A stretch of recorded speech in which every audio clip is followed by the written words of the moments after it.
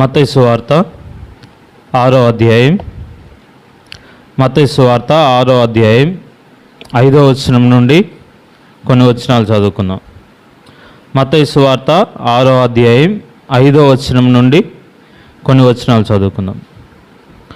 మరియు మీరు ప్రార్థన చేయనప్పుడు వేషధారుల వలె ఉండవద్దు, మనుషులకు కనబడవలనని సమాజ మందిరముల్లోనూ వీధుల మూలల్లోనూ నిలిచి ప్రార్థన చేయుట వారికి ఇష్టము. వారు తమ ఫలము పొంది ఉన్నారని నిశ్చయముగా మీతో చెప్పుచున్నాను. నీవు ప్రార్థన చేయనప్పుడు నీ గదిలోనికి వెళ్ళి తలుపు వేసి రహస్యమందున నీ తండ్రికి ప్రార్థన చేయము. అప్పుడు రహస్యమందు చూచు నీ తండ్రి నీకు ప్రతిఫలం ఇచ్చును. మరియు మీరు ప్రార్థన చేయనప్పుడు అన్యజనుల వలె వ్యర్థమైన మాటలు వచింపవద్దు, విస్తరించి మాట్లాడుట వలన తమ మనవి వినబడునని వారు తలంచుతున్నారు. మీరు వారి వలె ఉండకుడి. మీరు మీ తండ్రిని అడుగక మునిపే మీకు అక్కరగా నున్నవేవో ఆయనకు తెలియను. కాబట్టి మీరు ఇలాగు ప్రార్థన చేయడి: పరలోకమందున్న మా తండ్రి, నీ నామము పరిశుద్ధపరచబడునుగాక, నీ రాజ్యము వచ్చునుగాక, నీ చిత్తము పరలోకమందు నెరవేరుచున్నట్లు భూమి యందును నెరవేరునుగాక. మా అనుదిన ఆహారము నేడు మాకు దయచేయము. మా రుణస్థులను మేము క్షమించి ఉన్న ప్రకారము మా రుణములు క్షమించుము. మమ్మను శోధనలోనికి తేక దుష్టుల నుండి మమ్మను తప్పించుము. మనుషుల అపరాధములను మీరు క్షమించిన ఎడల మీ పరలోకపు తండ్రియు మీ అపరాధములను క్షమించును. మీరు మనుషుల అపరాధములను క్షమింపకపోయిన ఎడల మీ తండ్రియు మీ అపరాధములను క్షమింపడు. చిన్న మాట ప్రార్థన చేద్దాం. పరిశుద్ధుడైన తండ్రి, కృపా కనికరం కలిగిన దేవా, మీ వాక్యాన్ని చదువుకుందాం. అర్థమయ్యేటట్లు స్పష్టంగా దేవ మేము ప్రార్థించడానికి దేవా సహకారంగా కొన్ని మాటలు మీరే అనుగ్రహించమని, మీరే మాతో మాట్లాడి ఇంకెక్కువ సమయం మేము ప్రార్థించేటట్లు, ఇప్పుడు మాత్రమే కాదు, సంఘంగా వచ్చినప్పుడు మాత్రమే కాదు, వ్యక్తిగతంగా కూడా ప్రార్థించే అనుభవంలో మేము జీవించగలిగేటట్లు మమ్మల్ని స్థిరపరచమని, మీ వాక్యం ద్వారా మీరే మాట్లాడమని సహాయం చేయమని వేడుకుంటూ, కనికరం చూపిస్తారని నమ్ముతూ మీరు ఎక్కడున్న మా అందరితో మాట్లాడమని వేడుకుంటూ, మా ప్రభువు మా రక్షకుడైన యేసుక్రీస్తు పరిశుద్ధమైన నామంలో ప్రార్థించి అడిగి వేడుకుంటున్నాం తండ్రి, ఆమేన్. వాస్తవానికి ఇక్కడ రాయబడుతున్న ప్రార్థన అందరికీ తెలిసిన ప్రార్థనే. కానీ ఒకసారి జాగ్రత్తగా మనం ఆలోచన చేస్తే ఇక్కడ రాయబడుతున్న ప్రార్థన ఎవరు చెప్పారు చెప్పండి? యేసు ప్రభువే ఈ ప్రార్థనను చెప్పాడు. వాస్తవంగా ప్రార్థన గురించి ఏ వ్యక్తి చెప్పినా మనం ఆలోచన చేయడానికి కొద్దిగా తగ్గొచ్చేమో, కానీ ఈ మాటలు ఇప్పుడు ఎవరు చెప్పారు? యేసు ప్రభు వారే చెప్పారు. అంటే ఇప్పుడు చెప్పండి, ప్రార్థన ఎంత ప్రాముఖ్యమో అర్థమవడానికి యేసు ప్రభు వారు ఇలా అంటున్నాడు: మీరు ఇలాగు ప్రార్థన చేయుడి అన్నాడు. మధ్య భాగంలో ఆ మాట చెప్పాడు. అంతకుముందు ఏమన్నాడంటే మీరు ఇలాగ ప్రార్థన చేయకుడి అన్నాడు. అంటే రెండు ఆయనే చెప్పాడు. ఎలా ప్రార్థన చేయాలో ఆయనే నేర్పించాడు, ఎలా ప్రార్థన చేయకూడదో ఆయనే నేర్పించాడు. ఇప్పుడు మిమ్మల్ని అడిగే ప్రశ్న ఏంటంటే, అంటే ఇప్పుడు రెండు రకాల ప్రజలు ఉంటారు ప్రార్థన చేసేటప్పుడు. రెండు రకాలు అంటే ఒకళ్ళు యేసు ప్రభు ఎలా అయితే ప్రార్థన చేయొద్దు అన్నాడో అలానే ప్రార్థన చేసేవాళ్ళు ఒక గుంపు. రెండోది యేసు ప్రభు ఎలా ప్రార్థన చేయమన్నాడో అలానే ప్రార్థన చేసేవారు. ఇప్పుడు నా ప్రశ్న ఏంటంటే, మనదే గుంపు? ప్రశ్న అర్థమైందా? యేసు ప్రభు ఏం చెప్పాడు? ఇలా ప్రార్థన చేయొద్దయ్యా, కొంతమంది ఇలా ప్రార్థన చేస్తారని ఒక గుంపు గురించి చెప్పాడు. రెండోది ఇలాగు ప్రార్థన చేయుడి అని చెప్పాడు. అంటే ఇలాగ ఆయన నేర్పించిన ప్రార్థనను కొనసాగించేవారు ఒక గుంపు. అర్థమైందా? రెండో గుంపు దగ్గర వచ్చే ప్రమాదం ఏంటో చెప్పమంటారా? కొంతమంది ఏమనుకున్నారంటే, యేసు ప్రభు ఈ ప్రార్థన నేర్పించాడు కాబట్టి రోజు ఏం చేద్దాం, ఇదే ప్రార్థన చేద్దామని. చిన్నపిల్లలు కూడా నేను గమనించాను. ఏం చేస్తారంటే, పరలోకమందున్న మా తండ్రి, నీ నామము పరిశుద్ధపరచబడునుగాక, నీ రాజ్యము వచ్చునుగాక, నీ చిత్తం పరలోకమందు నెరవేర్చున్నట్లు భూలోకమందును నెరవేరునుగాక, మా అనుదిన ఆహారం మాకు దయచేయము. మా రుణస్తులు మేము క్షమించున్న ప్రకారం మా రుణస్తులను క్షమించు, మమ్మల్ని శోధనలోనికి తేక దుష్టుల నుండి మమ్మల్ని కాపాడని ప్రార్థన చేస్తున్నారు. యేసు ప్రభువు ఏం చెప్పాడో జాగ్రత్తగా చదవాలి. అని ఏం చెప్పాడంటే మీరు ఇదే ప్రార్థన చేయమని చెప్పలేదు. వినపడిందా? ఆ వచనాన్ని మరలా జాగ్రత్తగా చదివితే ఏమనుంది చూడండి, 9వ వచనం. కాబట్టి మీరు ఇలాగూ ప్రార్థన చేయడి. ఇప్పుడు చెప్పండి, మీరు ఈ ప్రార్థన చేయడి అనలా, ఏమన్నాడు అంటే ఆ ప్రార్థనలో ఉండవలసిన విషయాలు ఏంటి యేసు ప్రభు చెప్పాడు, వాటిని కలిగి ప్రార్థన చేయడానికి గురించి చెప్పాడు. కానీ మీరు ఇదే ప్రార్థన చేయమని చెప్పలా. ఇక్కడే ఆయన రుజువు ఉంచాడు. ఇక్కడ మాత్రమే కాదు, లూకాసు వార్తలో కూడా ఇలాంటి ప్రార్థన ఇంకోటి ఉంది. లూకాసు వార్త 11వ అధ్యాయంలో ప్రభువు నేర్పించిన ప్రార్థన ఉంది. మరలా ఒకవేళ ఆయన ఇదే ప్రార్థన చేయమని చెప్పుంటే అక్కడ కూడా ఏముండాలి, ఇయే పదాలు ఉండాలి. కానీ అక్కడ యేసు ప్రభు వారు మాట్లాడుతూ పదాలు మార్చి, సందేశం మారలేదు, విధానం మారలేదు, ఉండవలసిన విషయాలు చెప్పిన విధానం మారలేదు. కానీ ఏమైంది, భాషా శైలి మారింది. అంటే ఇప్పుడు చెప్పండి, కళ్ళు మూసుకొని అదే ప్రార్థన చేయమని యేసు ప్రభు చెప్పలా. ఆ ప్రార్థనలో ఉన్న విషయాలు మన ప్రార్థనలో కూడా ఉండాలని చెప్పాడు. ఇది జ్ఞాపకం ఉంచుకోవాలి. కాబట్టి ప్రాముఖ్యంగా మరలా ఇంకొక మాట గుర్తుపెట్టుకోండి, ఈ ప్రార్థన ఏంటి అంటే ఈ ప్రార్థన అలవాటు ప్రార్థన కాదు.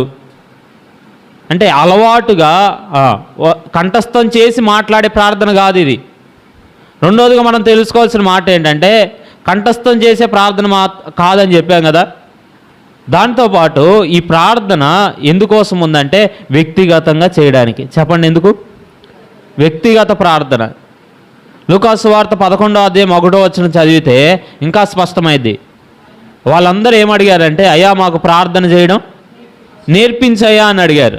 అడిగితే అప్పుడు ఆయన ఏం చేశాడు, ఆ ప్రార్థనను నేర్పించాడు. ఇప్పుడు మీరు చెప్పండి, అంటే ఒక వ్యక్తి వ్యక్తిగతంగా ఎలా ప్రార్థన చేయాలో ఎవరు నేర్పించారు?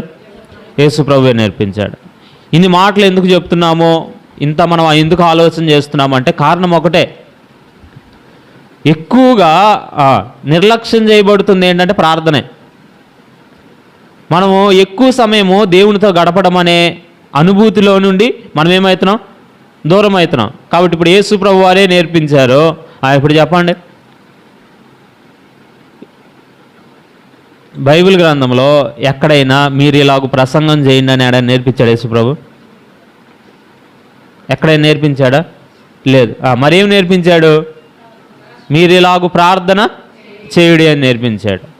వాక్యాన్ని గురించి మాట్లాడినప్పుడు ఏమన్నాడంటే మీరు భయపడమాకండి, మీలో దేవుని ఆత్మ ఉన్నాడు, ఏమి మాట్లాడాలో మీకు తెలియజేస్తాడు అన్నాడు. కానీ ప్రార్థన చేసేటప్పుడు ఏమన్నాడు చెప్పండి? మీరు ఇలాగూ ప్రార్థన చేయడి అన్నాడు. పై భాగంలోనూ మీరు ఇలాగూ ప్రార్థన చేయొద్దు అన్నాడు. కాబట్టి ఎలాగూ ప్రార్థన చేయొద్దు అన్నాడు? ఇద్దరు గురించి చెప్పాడు. ఒకటి వేషధారులు అన్నాడు. చెప్పండి ఎవరు? వేషధారుల వలె ప్రార్థన చేయొద్దు అన్నాడు. వేషధారుల ప్రార్థన ఎలా ఉంటుందంటే అక్కడ 2 మాటలు చెప్పాడు. ఒకటి సమాజ మందిరాల్లో ప్రార్థన చేస్తారు, రెండోది వీధుల మూలల్లో ప్రార్థన చేస్తారు. అంటే ఇప్పుడు యేసు ప్రభు చెప్తున్న దాని ప్రకారం మందిరాలలోకి వచ్చి ప్రార్థన చేయడం తప్పు అని అర్థమా? అంటే వీధుల దగ్గరికి వెళ్ళి నడుచుకుంటూ వెళ్తున్నప్పుడు ప్రార్థన చేయడం తప్పు అని చెప్తున్నాడు యేసు ప్రభు? యేసు ప్రభు చెప్తుంది అది కాదు. యేసు ప్రభు చెప్తున్న విధానం ఏంటంటే వేషధారులు ఏం చేస్తారంటే అక్కడ ప్రార్థన చేస్తారు కానీ ఇంట్లో ప్రార్థన చేసే అలవాటు వారికి. తర్వాత వచ్చిన చదివితే అర్థమైంది. ఏమన్నాడు? నీవు నీ గదిలోనికి వెళ్ళి ఏం చేయమన్నాడు? తలుపులు వేసి ఆ రహస్యమందు చూచి నీ తండ్రి నీకు ప్రతిఫలం ఇస్తాడు కాబట్టి ఆయనకు ఆ రహస్యమంది ప్రార్థన. అంటే ఇప్పుడు వ్యక్తిగతమైన ప్రార్థన లేదు, కానీ సమాజాల్లో ప్రార్థన చేయడం ఇష్టం. రెండోది వీధులలో ప్రార్థన చేయడం ఇష్టం. అందరికీ వినపడేటట్లు ప్రార్థనలు చేయడం ఇష్టం. దీనిని యేసు ప్రభు ఖండిస్తున్నాడు. ఆ ప్రార్థన ఏమన్నాడంటే యేసు ప్రభు వేషధారణ ప్రార్థన అన్నాడు. చెప్పండి ఏ ప్రార్థన అన్నాడు? కాబట్టి ఇది గుర్తుపెట్టుకోవాలి. ప్రార్థన అనేది నోటి మాటలకు సంబంధించింది కాదు, పెదాలకు సంబంధించింది కాదు. ప్రార్థన అనేది మన హృదయంలో నుండి ప్రభుతో మాట్లాడే విధానం.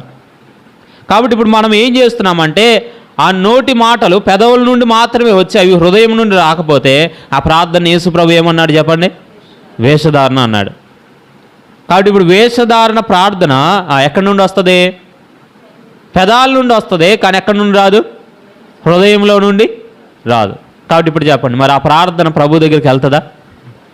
అందుకే ఆయన అన్నాడు, నువ్వు వ్యక్తిగతంగా ప్రభువుతో మాట్లాడుతున్నప్పుడైనా రహస్యమందు చూచు నీ తండ్రి నీ ప్రార్థనకి ఏమిస్తాడు? ప్రతిఫలం ఇస్తాడు. వాస్తవంగా చాలాసార్లు జరుగుతుంది ఏంటంటే, అసలు మనం ఏమి ప్రార్థన చేస్తున్నామో అన్న స్పృహ కూడా లేకుండా చెయ్యాలి కాబట్టి చేస్తున్న విధానంలోనికి నేడు విశ్వాసులే వచ్చేసారు. అర్థమవుతుందా? నాకు తెలిసిన కొంతమంది ఉన్నారు, కనులారి నేను చూశాను, 2 గంటలు ప్రార్థన చేస్తారు కూర్చున్నప్పుడు. చేయవచ్చా చేయకూడదా చెప్పాలి మీరు. చేయవచ్చు, తప్పులేదు. దాంట్లో అలాంటి వ్యక్తులు ఏమవుతున్నారంటే ఆ ప్రార్థనలో నిద్రపోయి కూడా లేస్తున్నారు 2-3 సార్లు వాళ్ళు చేస్తూనే. అంటే అర్థం ఏంటి మీరు చెప్పండి? ప్రార్థన చేసేటప్పుడు స్పృహ కలిగి మనం ఎవరితో మాట్లాడుతున్నాం?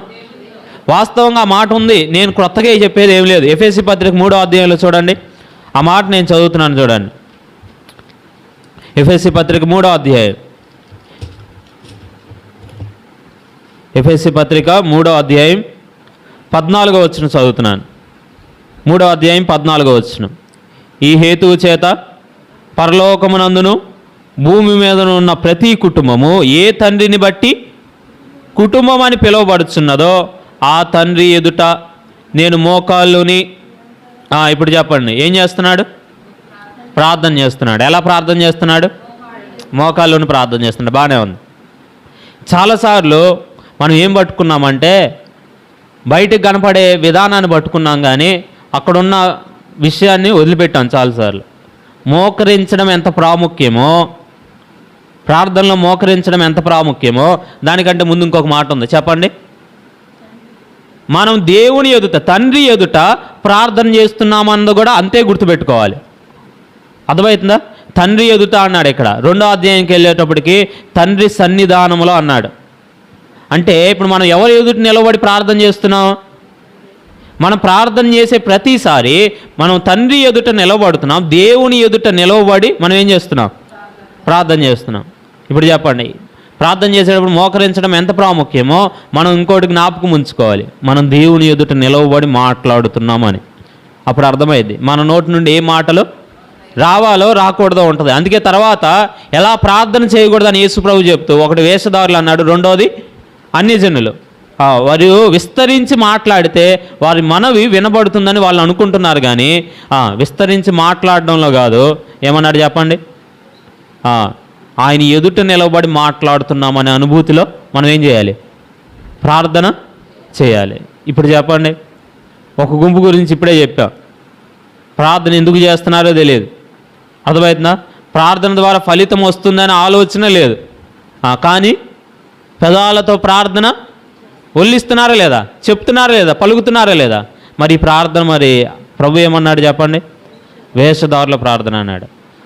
నేను ప్రార్థన చేస్తే ఇంతసేపు చేశాను అన్న ఉపయోగం లేదు. అర్థమవుతుందా?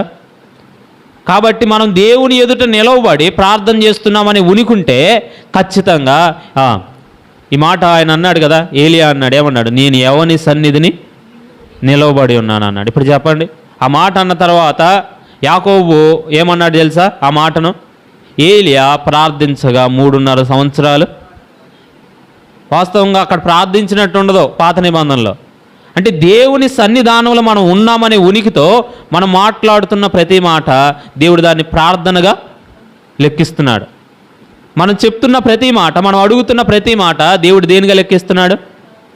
చాలాసార్లు ఎందుకు మన ప్రార్థనలకు జవాబు దొరకట్లేదంటే కారణం ఏంటంటే మనము దేవుని పిల్లలము. అవునా కదా? పిల్లలమా కాదా? ఆయన పిల్లలమా కాదా? గలతీ పత్రిక 4వ అధ్యాయంలో ఈ మాట రాయబడింది. మనము ఆయన పిల్లలం కాబట్టి ఆయన ఏమని పిలుస్తున్నాం? 2 చోట్ల రాయబడింది ఈ మాట. ఎక్కడెక్కడ అంటే గలతీ పత్రిక 4వ అధ్యాయంలో, రోమపత్రిక 8వ అధ్యాయంలో. ఏమంటాడంటే మనము ఆయన పిల్లలం కాబట్టి ఆత్మ ద్వారా మనం ఏమని పిలుస్తున్నాం? తండ్రి నాయన అను మొరపెట్టు ఆత్మ మనలో ఉన్నాడు కాబట్టి మనం ప్రార్థన చేస్తున్నాం. కాబట్టి ఇప్పుడు మనం పిల్లలమే, పిల్లలమై ఉండి కూడా ఆ స్పృహ లేకుండా మనం చాలాసార్లు ప్రార్థన చేస్తున్నాం.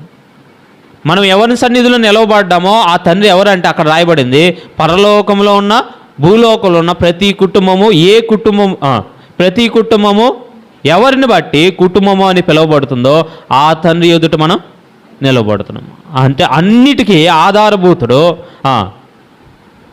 అన్నిటికీ మూలమైన ఆ ప్రభు ఎదుట మనం నిలబడుతున్నామంటే ఇప్పుడు చెప్పండి పూర్తిగా అన్నీ ఆయన దగ్గర ఉన్నాయా లేవా? ఉన్నాయి అని అర్థమైతే అడిగే విధానం వేరు. ఇప్పుడు చెప్పండి, కలెక్టర్ గారి దగ్గరికి వెళ్ళి ఎలా మాట్లాడతాం, మన ఇంట్లో ఉన్న వాళ్ళ దగ్గరికి వెళ్ళి ఎలా మాట్లాడతాం? ఒకే విషయం చెప్పాలి, ఒకటే అడగాలి.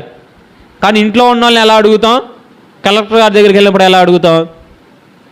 నేనేమంటానంటే దాన్ని ఏమంటామంటే మనం ఎవరి సన్నిధిని నిలవబడి ఉన్నామో, మనం ఎవరి ఎదుట నిలవబడ్డామో ఆయన యొక్క ప్రభావము, ఆయన యొక్క మహిమ, ఆయన యొక్క తేజస్సు ఎంత గొప్పదో, ఆయన మనల్ని విమోచించిన విధానం ఎంత గొప్పదో ఆ ప్రభువుని మనం అర్థం చేసుకుంటున్నప్పుడు ఆటోమేటిక్గా మన ప్రార్థన ఎలా ఉంటుంది చెప్పండి? అర్థమవుతుందా? అప్పుడు వేషధారుల ప్రార్థన ఉండదు, అన్యజనుల వలె ప్రార్థన ఉండదు. కాబట్టి ఈ మాట గుర్తుపెట్టుకోండి. యేసు ప్రభు వారు ఇక్కడ ఒక స్టేట్మెంట్ చేశాడు. ఏమన్నాడంటే, ఈ స్టేట్మెంట్ కూడా చాలామంది ఏమంటారంటే తక్కువ ప్రార్థన చేయడానికి ఉపయోగిస్తారు. కానీ యేసు ప్రభు అందుకోసం చెప్పాలి ఆ మాట. ఏమన్నాడంటే మీరు ఏమన్నాడు చెప్పండి? మత్తయి సువార్త 6వ అధ్యాయంలో ఆ మాట నేను చదువుతున్నాను, వినండి. 8వ వచనం, మీరు వారి వలె ఉండకుడి, మీరు మీ తండ్రిని అడుగక ముడిపే మీకు అక్కరగానున్నవేవో ఆయనకు తెలియను. ఇప్పుడు చెప్పండి, ఈ మాట పట్టుకొని చాలామంది ఆయనకు ముందే తెలుసు కాబట్టి ప్రార్థన చేయకపోయినా చెప్పండి ఆయనే ఇస్తాడని చెప్తారు. దాంట్లో ఉన్న సమస్య ఏంటో నేనే చెప్తాను.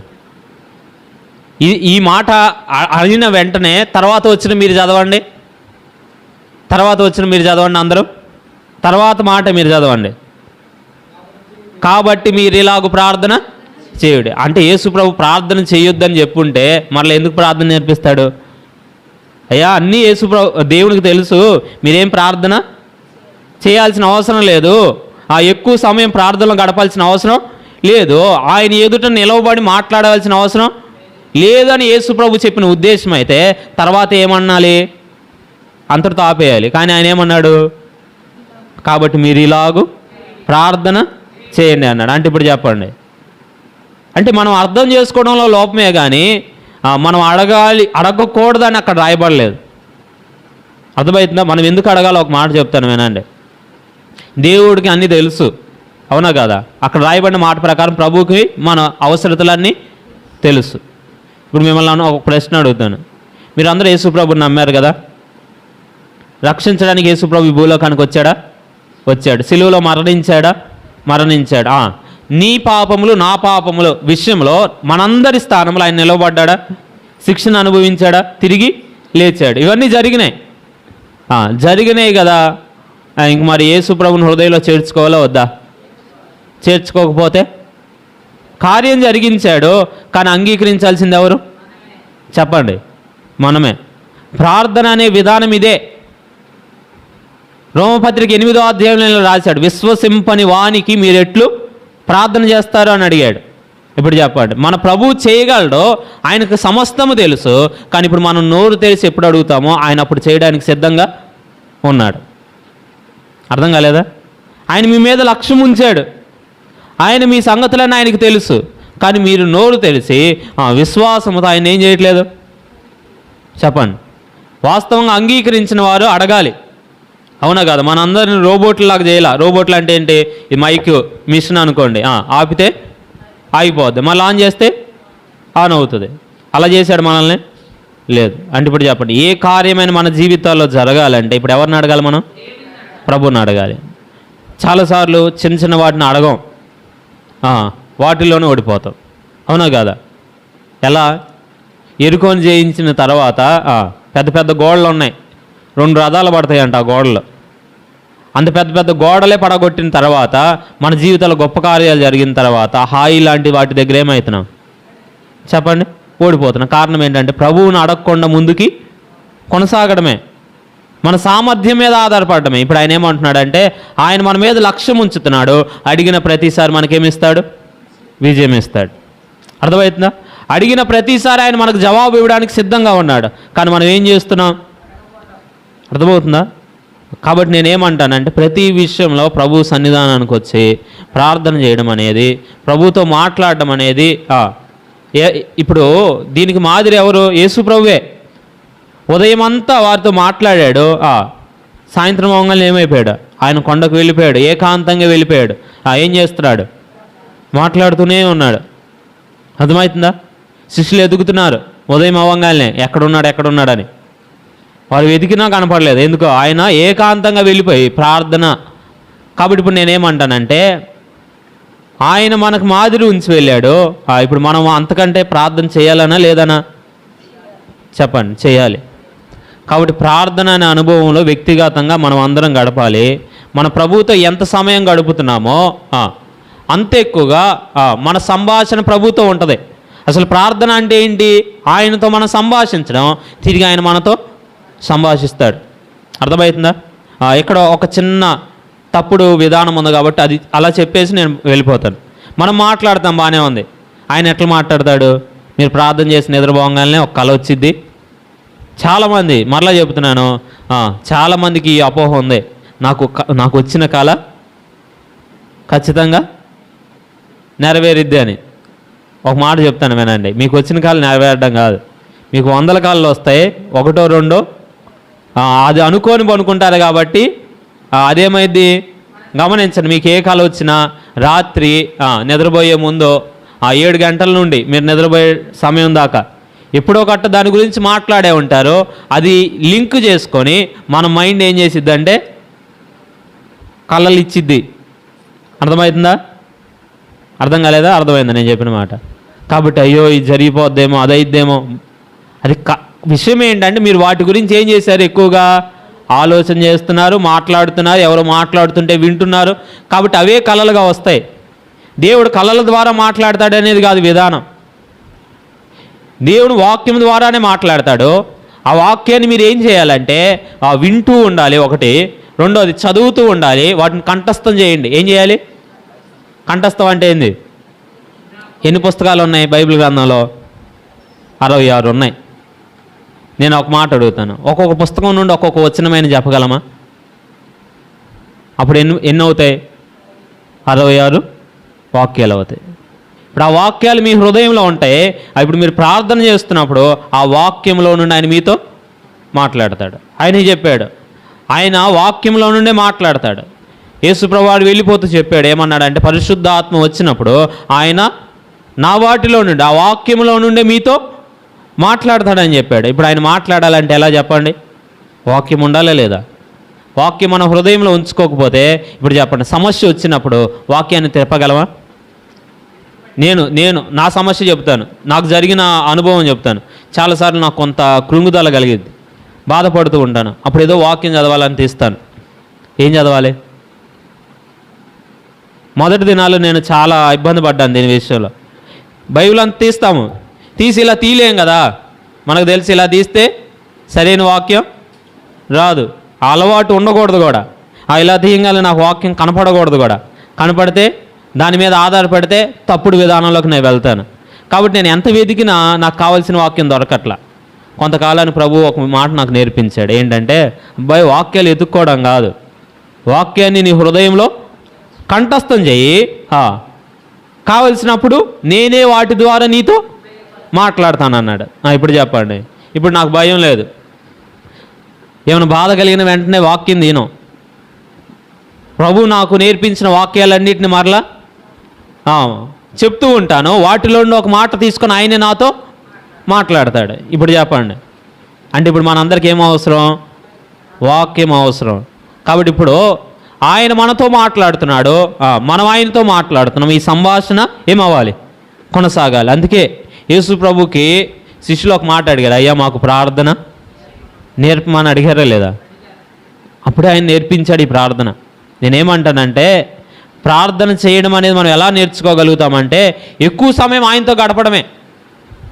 మనం ఎంత ఎక్కువగా ఆర్ఆర్కే మూర్తి గారు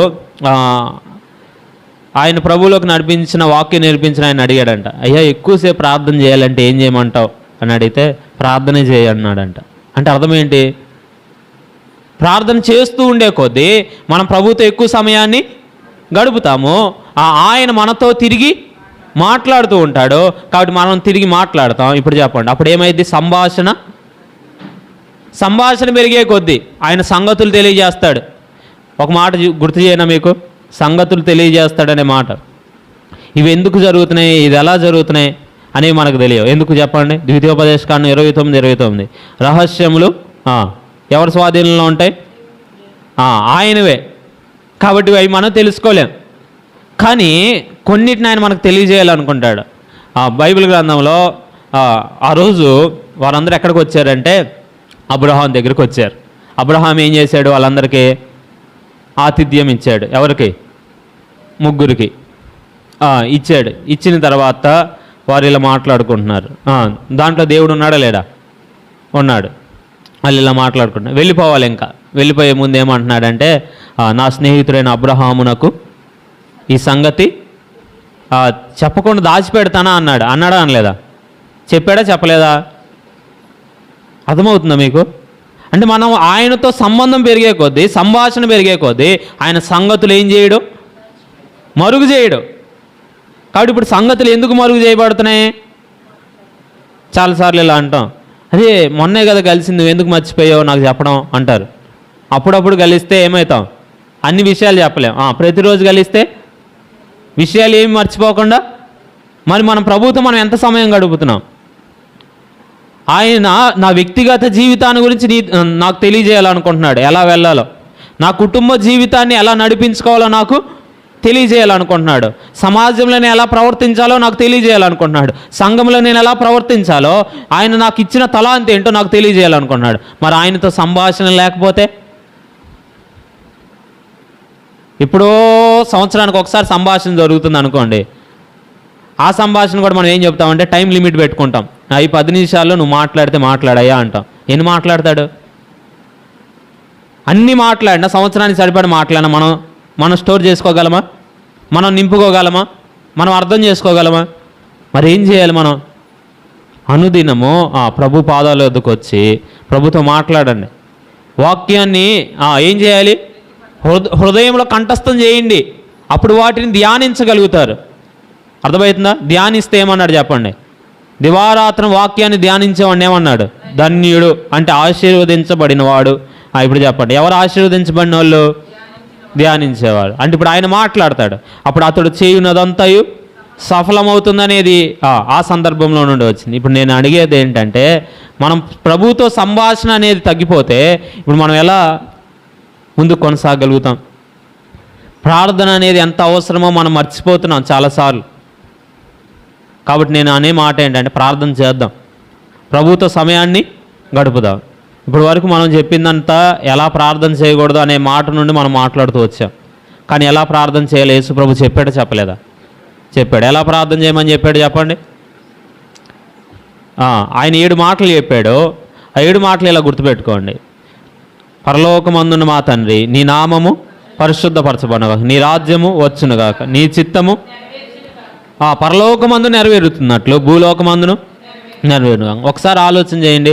వీటన్నిటిలో ఒకటే ఉంది, పరలోకం అన్నాడు, నీ నామం అన్నాడు అంటే దేవుని నామం, తర్వాత నీ రాజ్యం అన్నాడు, నీ చిత్తం అన్నాడు. ఏదైనా మన గురించి ఉందా చెప్పండి? అన్నీ ఎవరి గురించి? అంటే ప్రార్థన చేసేటప్పుడు వ్యక్తిగత ప్రార్థనలో దైవ సంబంధమైన వాటిని దేవుని మీద లక్ష్యము మనకు ముందు ఉండాలి. ఆ తర్వాత అడిగాడు, మా అనుదిన ఆహారం మాకు దయచేయి, మా రుణస్తులను క్షమించిన మా రుణాలు క్షమించు. మూడోది, మమ్మల్ని శోధనలోనికి తీసుకురాకుండా దుష్టుడి నుండి మమ్మల్ని కాపాడాయా అని అడిగారు. అంటే ముందు ఏం మాట్లాడాలి ప్రార్థన చేసేటప్పుడు? ఆలోచన చేయండి. మనం ఎప్పుడు ప్రార్థన చేసినా మన ఆలోచన ఏంటి? నాకు అది కావాలి, ఇది కావాలి, అది కావాలి, ఇది కావాలి, నాకు టైం లేదు, నేను వెళ్తున్నాను, ఆమెనంటాం. గమనించండి, టైం లేదనే మాట ఉపయోగించకపోయినా మనం చేసే ప్రతి ప్రార్థనలో ఏముంటుంది? మనం ఎంతో బిజీగా ఉన్నాం, ప్రభుతో మాట్లాడడానికి సమయం లేని విధానంలో ఉన్నట్లు చేస్తున్నాం. కాబట్టి నేనేమంటానంటే, కొంత సమయమైన ప్రభుతో రోజు ఏం చేద్దాం? గడుపుదాం. అర్థమైందా? మేము రీసెంట్గా ఈ అలవాటు చేసుకొని ఎక్కడైతే బాగుంటుందని చర్చిలోకి వెళ్ళిపోతున్నాం. ఉదయం చర్చిలోకి వెళ్ళిపోయి కూర్చొని ప్రార్థన చేస్తుంటే ప్రభు మాట్లాడుతున్న విధానం వేరుగా ఉంటుంది. అర్థమవుతుందా? నేనేమంటానంటే, మనం కొంత సమయం కూర్చొని ప్రతిరోజు ప్రార్థన చేస్తున్నామంటే ప్రభు ఏం చేస్తాడు? మనతో మాట్లాడతాడు. అంటే ఇప్పుడు దాకా మనం ఏం చేసామంటే ఆయన మాట్లాడడాన్ని ఆపేసాం. అర్థమవుతుందా? మన బాధ చెప్పిన తర్వాత ఇప్పుడు ఆయన మాట్లాడాలి లేదా? ఫోన్ వచ్చింది, ఫోన్ ఎత్తాము, ఏం చేయాలి? ఎవరు మాట్లాడాలి? ఎవరు మాట్లాడాలి? ఇద్దరు మాట్లాడాలి, అవునా కదా? నేనే మాట్లాడుకుంటూ వెళ్తే కుదరదు. మనం మాట్లాడుతున్నప్పుడు ఆయన కూడా మాట్లాడతాడు. చాలా చోట్ల విశ్వాసులు ఎలా అయిపోయారంటే 2 రకాలు అయిపోయారు. ఏంటంటే, ఒకటి, ప్రతీది మనం చెప్పడమే కానీ ఆయన చెప్పేది ఏది కూడా వినం. అయ్యా నువ్వు ఇది సరి చేసుకో, నేను నీకు ఇది చేస్తాను అంటాడు ఆయన. నువ్వు ఇది సరి చేయబడాలి, అందుకోసమే నేను దీన్ని అనుమతించానని చెప్తాడు. అందుకోసమే ఈ బలహీనత, ఈ శ్రమ ఉంది అని చెప్తాడు. మనం ఏం చెయ్యం? లేదు, మన బాధ మనదే. నువ్వు అది తీసేస్తావా తీసేవా అంటున్నాం కానీ ఆయన చెప్పే మాట ఏది కూడా వినట్లా. ఇదొక బ్యాచ్. అయితే ఇంకొక బ్యాచ్ ఏంటంటే, అసలు ఆయన మాట్లాడుతూ ఉంటాడు, వాక్యాన్ని వింటూ ఉంటారు, కానీ తిరిగి అయ్యా అవునయ్యా ఈ విషయాల్లో నా బలహీనతల విషయంలో నువ్వు సహాయం చేయగలవు, కనికరం చూపించు అని ప్రార్థన చేసేవాడు తక్కువ. కొంతమంది ఏమో ఎక్కువ వాక్యం చదివేవాళ్ళు ఉంటే, ఇంకో కొంతమంది ఏమో చెప్పండి ఎక్కువ ప్రార్థన చేస్తారు. అంటే కొంతమంది ఏమో ఆయన మాట వినరు, కొంతమంది ఏమో వింటారు కానీ తిరిగి ఆయనతో సంభాషించరు. 2 సమస్యలే. ఏం చేయాలి చెప్పండి? ఆయనతో మనం సంభాషించాలి, మాట్లాడాలి. అసలు ఆయన ఎవరు? ఆదికాండం నుండి మొదలు పెడితే ఆయన మాట్లాడే దేవుడు. ఆయన ఏం చేస్తూ ఉంటాడు? మాట్లాడుతూనే ఉంటాడు. కాబట్టి మనతో ఆయన మాట్లాడడానికి ఇష్టపడుతున్నాడు. కాబట్టి మనం ఏం చేయాలంటే మనల్ని మనం సిద్ధపరచుకోవాలి. కాబట్టి ఇప్పుడు నేను చెప్పే మాట ఒకటే, వ్యక్తిగతంగా ప్రార్థన చేసేటప్పుడు ఏం చేయాలి? మనల్ని మనం సిద్ధపరచుకొని ప్రార్థన చేయాలి. సమయాన్ని కేటాయించుకోండి, తప్పేమీ కాదు. ఒక సమయాన్ని కేటాయించుకోండి. ఈ సమయం నేను కూర్చొని ప్రార్థన చేస్తాను. పనికి వెళ్ళడానికి సమయం పెట్టుకుంటాము లేదా? ఇన్ని గంటలని పని చేస్తే ఇంత కూలి అని ఉండదా? ఉంటుంది. మరి మన ప్రభుతో సమయాన్ని గడపడానికి మనం ఏం చేయాలి? సమయాన్ని కేటాయించాలో వద్దా? కేటాయిద్దాం. అర్థమైందా? కేటాయించకపోతే చాలా సమస్యలు వస్తాయి. కాబట్టి నేనేమంటానంటే, ఆయన మీతో మాట్లాడుతుంటే సంగతులు మీకు తెలియజేయబడతాయి, మీరు ముందుకి కొనసాగలుగుతారు. ఇప్పుడు ఆ ప్రార్థనలో ఏమేమి ఉండాలో చెప్పాడు, దైవ సంబంధమైన సంగతులు చెప్పాడు. నీ నామము అన్నాడు, ఆయన నామాన్ని గురించి, ఆయన రాజ్యము, ఆయన చిత్తము అని చెప్తూ మన వ్యక్తిగతమైన జీవితాల్లో 3 విషయాలు చెప్పాడు. ఒకటి, మా అనుదిన ఆహారం మాకు దయచేయమన్నాడు. దేని గురించి అడిగాడు? అనుదిన ఆహారం. రెండోది, మా రుణములను క్షమించు అన్నాడు. మూడోది, మమ్మల్ని శోధన నుండి తప్పించన్నాడు. గమనించండి, ప్రస్తుతాన్ని గురించి అడిగాడు. మా అనుదిన ఆహారం రోజు మాకు ఇవ్వయ్యా అన్నాడు. రెండోది, జరిగిన సంగతుల గురించి అడిగాడు. అయ్యా మా రుణాలు క్షమించయ్యా, నీకు విరోధంగా మేము కొన్ని విషయాలు ముందుకెళ్ళాం, సమయాన్ని ఉపయోగించాల్సిన విధానంలో మేము ఉపయోగించలేకపోయాం, మా రుణములను క్షమించు అన్నాడు. రెండోది ఏమన్నాడు? క్షమించయ్యా అన్నాడు. మూడోది ఏమన్నాడు చెప్పండి? మమ్మల్ని శోధనలోనికి తేక, అంటే రేపటి భవిష్యత్తు గురించి మాట్లాడాడు. మమ్మల్ని కాపాడయ్యా, దుష్టు నుండి కాపాడు, శోధన నుండి మమ్మల్ని తప్పించు అని అడగాలి. ఇప్పుడు చెప్పండి, ప్రార్థనలు ఏముండాలి? ప్రస్తుతం గురించి ఉండాలి, జరిగిన విషయాల విషయంలో ప్రభుతో మాట్లాడాలి, జరగబోయే విషయంలో భద్రత కొరకు ఆయనను అడగాలి. ఇప్పుడు చెప్పండి, మనం ఈ 3 ఉండవు మన జీవితంలో. ఏమడుగుతాం చెప్పండి మనం? అయ్యా మా పిల్లలకి, మా ఇంట్లో ఇంకా ఉన్నాయ్యా, ఇంకా అని చెప్తాము. కానీ నేనేమంటాను? చెప్పొద్దు అన్నట్లా. నేనేమంటున్నానంటే, ప్రార్థన చేయవలసిన విషయాలు ఖచ్చితంగా ఉండాల్సినవి అని చెప్పాడు యేసుప్రభు. ఏం చెప్పాడు? ప్రస్తుతాన్ని గురించి, జరిగిన విషయాల గురించి, శోధనలో తప్పించబడాలని అడగాలి. ప్రభు మమ్మల్ని కాపాడయ్యే శోధన నుండి, సాతాను నుండి కాపాడు అని ఎంతమంది అడుగుతున్నారు? అర్థమవుతుందా? అయ్యా ప్రభువా నీకు విరోధంగా ఏ విషయాలు ముందుకెళ్ళామో ఆ విషయాలు మాకు సహాయం చేయని ఎంతమంది అడుగుతున్నారు? నీ నడిపింపు మాకు ఇవ్వయ్యా అని ఎంతమంది అడుగుతున్నారు? కాబట్టి ప్రార్థనలో మనం ఏం చేయాలంటే, ప్రభువు చెప్పిన సంగతులు మనం మాట్లాడాలి. అందుకే ఇక్కడ ఏమన్నాడు చెప్పండి?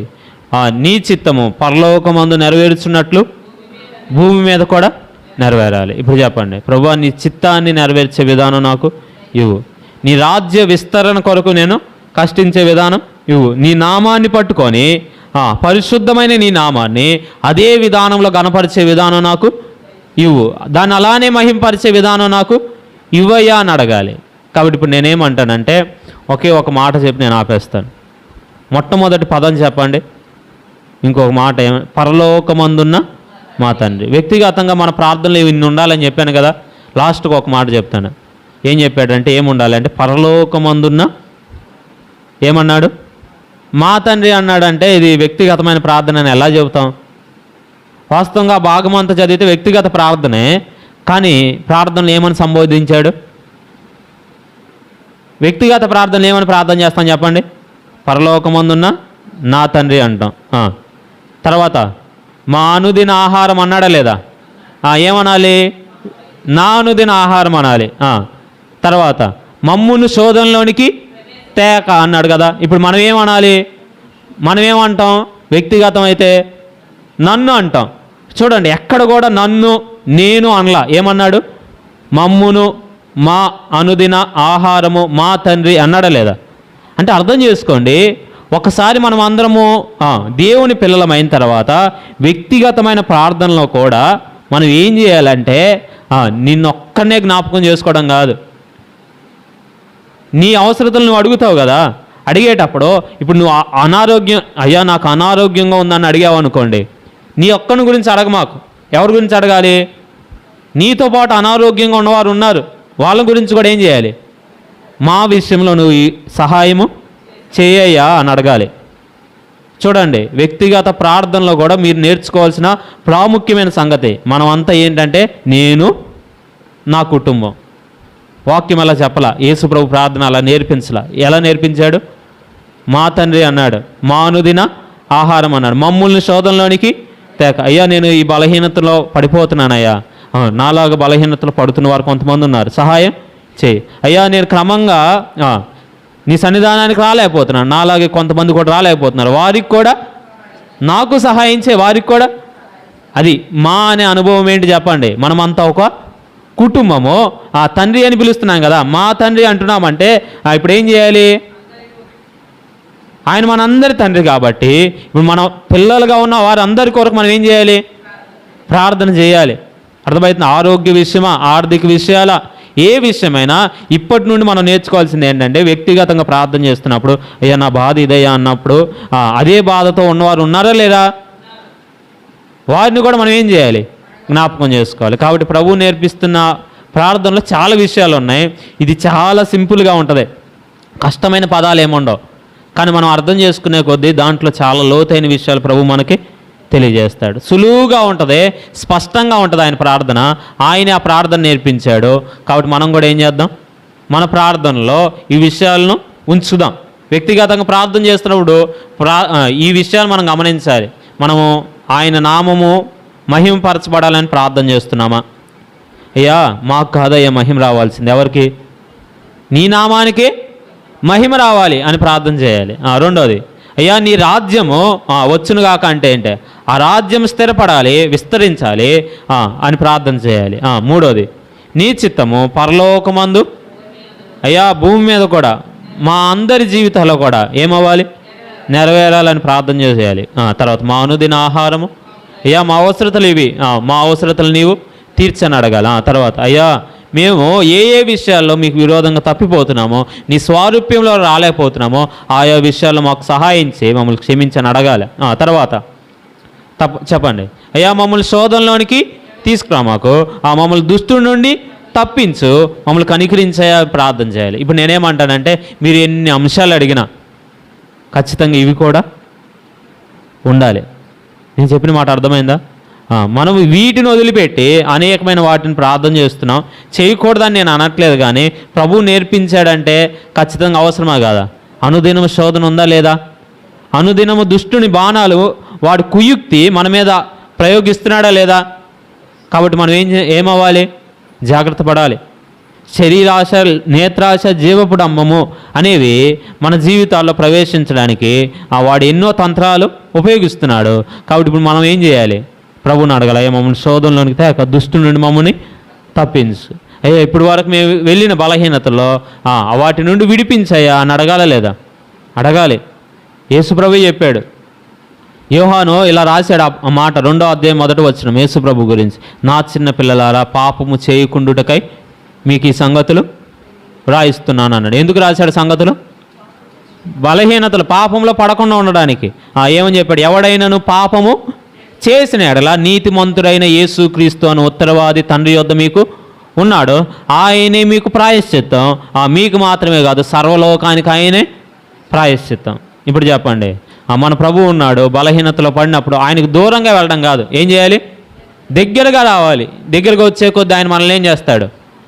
ఆయన ప్రాయశ్చిత్తం మన జీవితాల్లో వినియోగించబడుతుంది కాబట్టి ఇంకా ఆయన మనం ఎక్కువగా ప్రేమించగలుగుతాం, ఇంకా ఆయన్ని ఎక్కువగా అనుభవించగలుగుతాం. ఇలాంటి అనుభవంలో నుండి ఏమొస్తుంది? ప్రార్థన వస్తుంది. కాబట్టి ఇప్పుడు నేను చెప్తున్న మాట ఏంటంటే, కొంత సమయం కేటాయించండి. ఏం చేయడానికి? ప్రార్థన చేయడానికి. ప్రభు నేర్పించాడు ప్రార్థన అంటే ఆలోచన చేయండి. దేవుడు పదాజ్ఞలు ఇచ్చాడో ఇవ్వలేదా? తన చేత్తో రాసి ఏమి ఇచ్చాడు?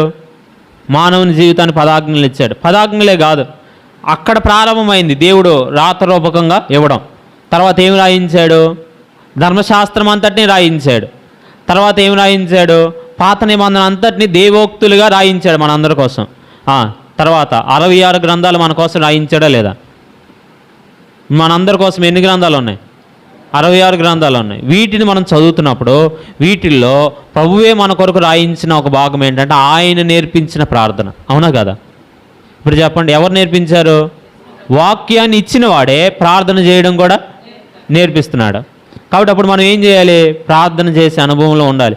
అసలు అంత ప్రాముఖ్యం కాకపోతే యేసు ప్రభు చెప్పండి, వాక్యం చెప్పడం కంటే ఇది ప్రాముఖ్యం. అందుకే వాక్యం చెప్పడం ఎలా నేర్పించలేదు, కానీ ప్రార్థన చేయడం నేర్పించాడు. సూచక్రియలు చేయడం కంటే ప్రాముఖ్యం, ఆ సూచక్రియలు ఇలా చేయాలని నేర్పించలేదు, కానీ ప్రార్థన చేయడం నేర్పించాడు. దర్శనాలను ఎలా అర్థం చేసుకోవాలో, భావం ఎలా చెప్పాలో నేర్పించడం కంటే ప్రార్థన చేయడం ప్రాముఖ్యం. కాబట్టి దానిని నేర్పించాడు. నేనేమంటానంటే ఆయనే నేర్పించాడంటే అది ఎంత ప్రాముఖ్యమో, మనందరి జీవితంలో ఎంత అవసరమో గ్రహించి మనం ఏం చేద్దాం? ప్రార్థన చేద్దాం. యేసు ప్రభువే చెప్పాడు, మీరు చదువుకుంటూ వెళ్ళండి, బైబిల్ గ్రంథంలో ఉన్నాయి, విసుకక నిత్యము ప్రార్థన చేయడానికి ఆయన ఉపమానం చెప్పాడు లేదా? ఏమని చెప్పాడు? సారికి అడుగుతుంటే ఏం చేస్తాడు? అన్యాయస్తుడే ఇచ్చినప్పుడు నీతిగల న్యాయాధిపతి ఇస్తాడేవాడా? ఇస్తాడు. అంటే ఇప్పుడు చెప్పండి, వాక్యంలో ఈ మాటలు ఉన్నాయి. పౌలు మాట్లాడతాడు, విశ్వాసులు మనోనేత్రాలు వెలిగించబడి యేసు ప్రభువుని నమ్మారు, కానీ వాళ్ళకి ప్రతిరోజు ఏం కావాలి? జ్ఞానము, ప్రత్యక్షత కావాలి. దైవ ప్రత్యక్షతను అనుభవించాలి. 66 గ్రంథాల్లో దేవుడు చెప్పిన ప్రత్యక్షతను మనం ఏం చేయాలి? అనుభవించాలి. ఆ జ్ఞానాన్ని మనం నేర్చుకోవాలి అని ఎవరు ప్రార్థన చేశారు?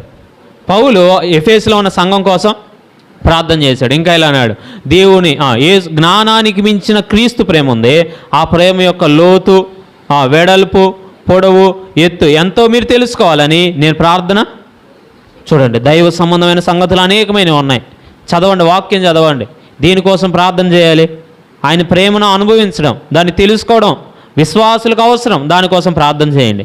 ఆ జ్ఞానము, ప్రత్యక్షత గల మనసు విశ్వాసులకు అవసరం. వాటి కోసం ప్రార్థన చేయండి.